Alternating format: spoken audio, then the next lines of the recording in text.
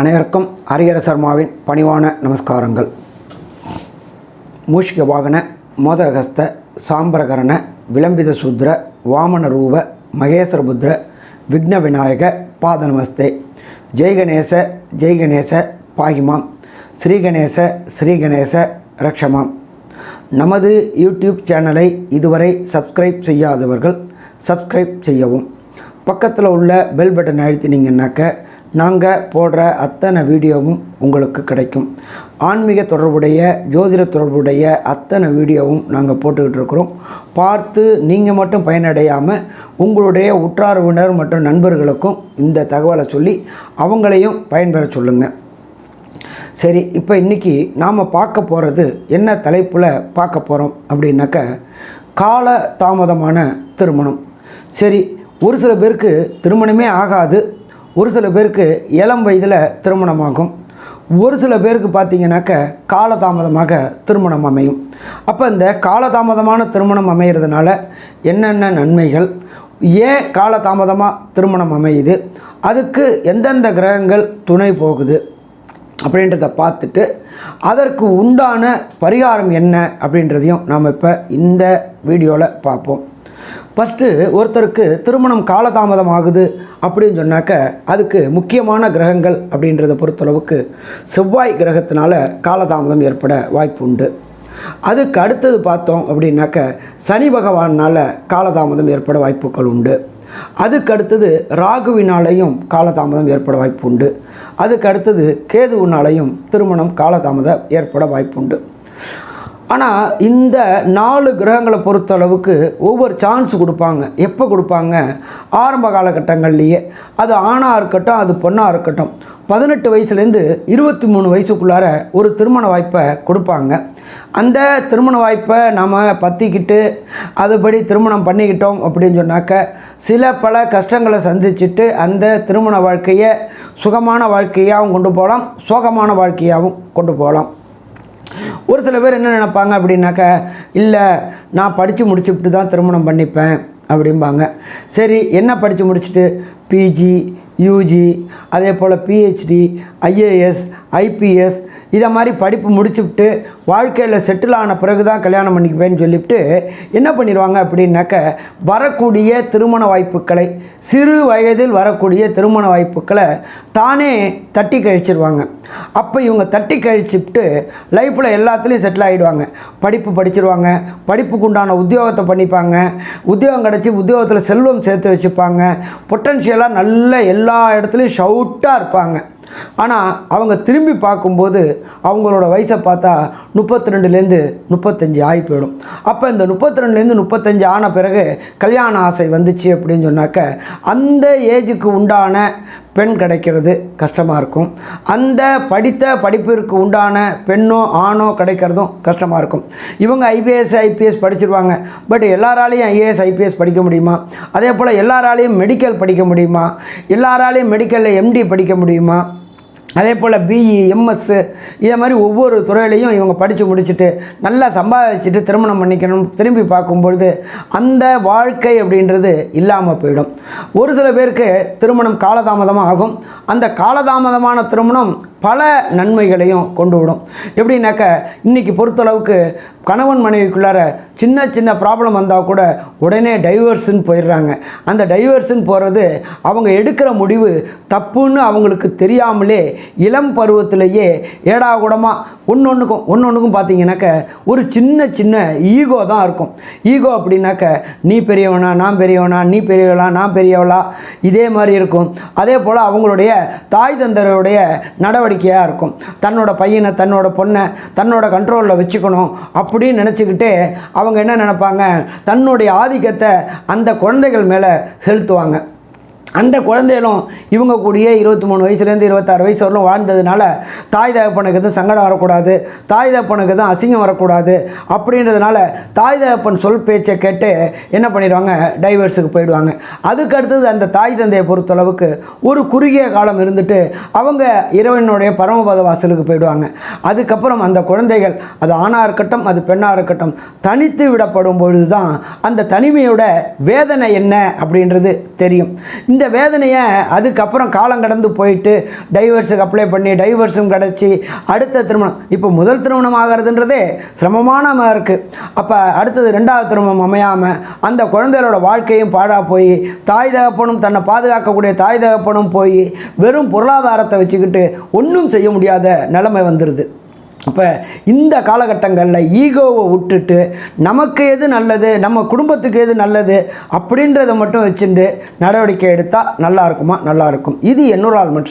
இதை தவிர கிரகங்கள் அப்படின்றது ஒன்றும் இல்லை. 2ஆம் இடத்துல செவ்வாயோ அல்லது 7ஆம் இடத்துல செவ்வாயோ இருந்தாச்சு அப்படின்னாக்க நமக்கு வரக்கூடிய வாழ்க்கை துணை, அது ஆணாக இருக்கட்டும் பெண்ணாக இருக்கட்டும், டாமினண்ட் டைப்பாக இருப்பாங்க. நான் சொல்கிறத நீ கேளு, நீ சொல்கிறத நான் கேட்க மாட்டேன் அப்படின்ற பிடிவாத குணத்தோடு இருப்பாங்க. இந்த பிடிவாத குணம் அப்படின்றத பொறுத்தளவுக்கு ஒரு சில நாட்கள் தான் அது செல்லுபடி ஆகும், எல்லா நாளும் அது செல்லுபடி ஆகாது. அப்போ அந்த வாழ்க்கையில் நிம்மதியை தொலைச்சிருவாங்க.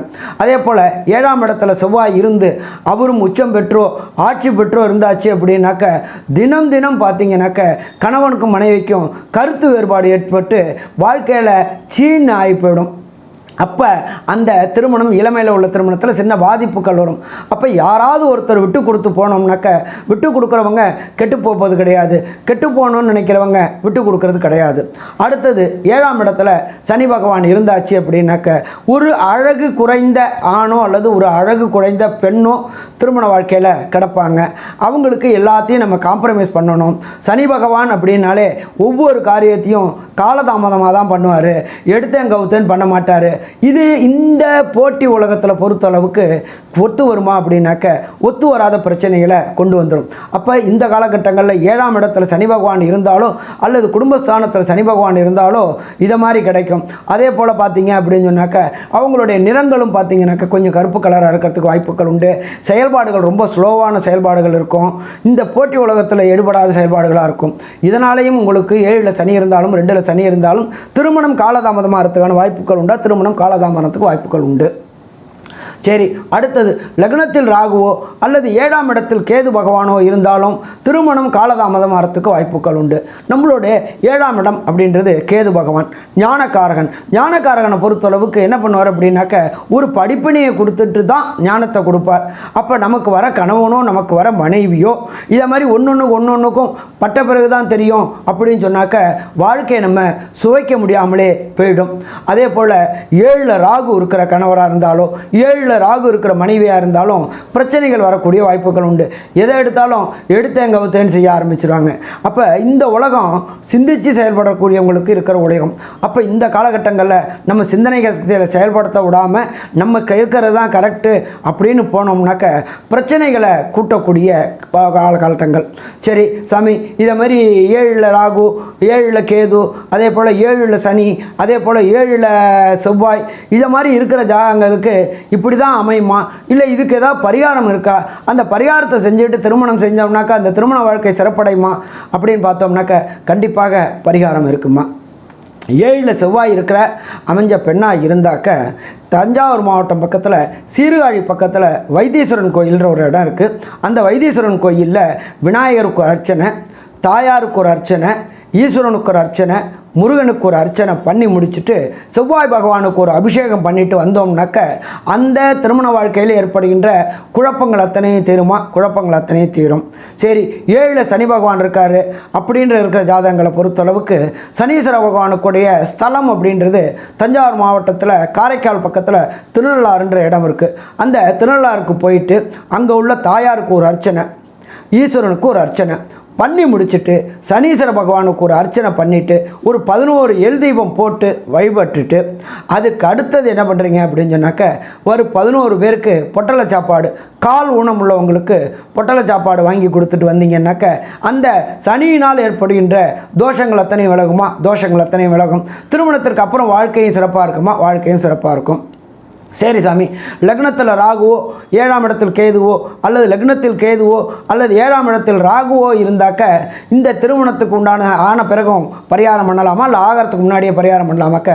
இது பார்த்துட்டு பரிகாரம் பண்ணாலும் சரி, ஆன பிறகும் பண்ணலாமா? பண்ணலாம். பண்ணக்கூடியது அப்படின்றது உங்களுடைய ஜென்ம நட்சத்திரம் இல்லாத நாள். யாரோட ஜென்ம நட்சத்திரம் அப்படின்னாக்க யாருக்கு ராகு கேது இருக்கோ அவங்களுக்கு அந்த ராகு கேது இல்லாத அதாவது ஜனன நட்சத்திரம் அப்படின்றது. அப்போ உங்களோட அஸ்வினி நட்சத்திரம் அப்படின்னாக்க அஸ்வினி நட்சத்திரம் இல்லாத நாள் ஒரு நைட்டு அங்கே தங்கிட்டு மறுநாள் கார்த்தால அங்கே கால சர்ப தோஷ பரிகார பூஜைன்றது செய்வாங்க.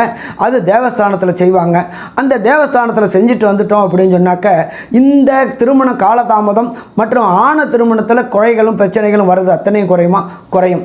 இதை பண்ணினோம் அப்படின்னு சொன்னாக்க கண்டிப்பாக வாழ்க்கை இனிமையாக இருக்குமா? வாழ்க்கை இனிமையாக இருக்கும். எதை வேணாலும் சம்பாதிச்சிடலாம், மன நிம்மதியை சம்பாதிக்க முடியாது. அதனால் திருமண வாழ்க்கை ஆகிறதுக்கு முன்னாடி இது பக்கத்தில் உள்ள ஜோசியர்கிட்ட பார்த்துட்டு எதனால் தாமதமாகுதுன்னு சொல்லிட்டு அந்த கிரகங்களுக்குள்ளான பரிகாரத்தை செய்யுங்க.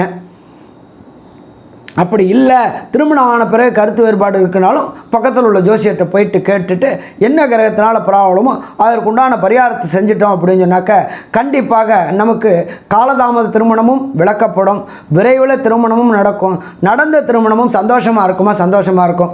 இதுவரை பொறுமையாக கேட்ட அத்தனை நேயர்களுக்கும் ஹரிஹர சர்மாவின் பணிவான நமஸ்காரங்கள். நம்மளோட யூடியூப் சேனலை இதுவரை சப்ஸ்கிரைப் செய்யாதவங்க சப்ஸ்கிரைப் செய்யுங்க.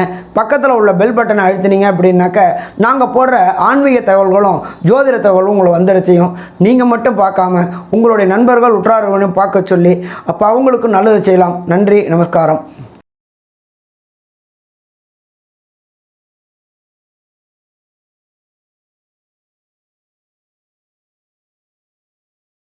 ஸ்ரீ பகவதி யூடியூப் சேனல் பார்த்த அன்பர்களுக்கு நன்றி.